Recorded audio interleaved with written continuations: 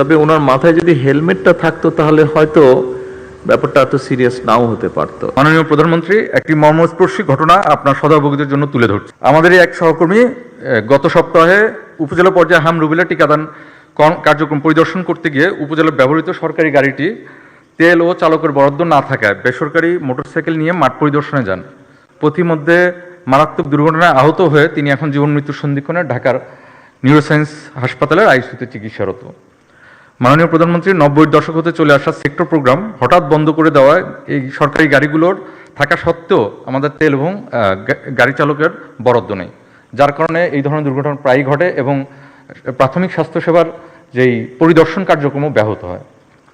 উপজেলার মানে দুর্ঘটনা যেটা ঘটেছে অবশ্যই অত্যন্ত দুঃখজনক এই বিষয়টা, অ্যাক্সিডেন্ট। তবে ওনার মাথায় যদি হেলমেটটা থাকতো তাহলে হয়তো ব্যাপারটা এত সিরিয়াস নাও হতে পারতো। এই বিষয়টাও একজন স্বাস্থ্যকর্মী হিসাবে এই বিষয়টাও আপনি যদি নিজে ফলো করেন তখন আপনি অন্যদেরকেও এটা দিতে পারবেন। এটাও তো স্বাস্থ্য বিষয়ক একটা পরামর্শ, তাই নয় কি? জি, অবশ্যই মাননীয় প্রধানমন্ত্রী, অবশ্যই মোটরসাইকেলে থাকলে হেলমেট পরাটা বোধহয় খুব জরুরি। জি।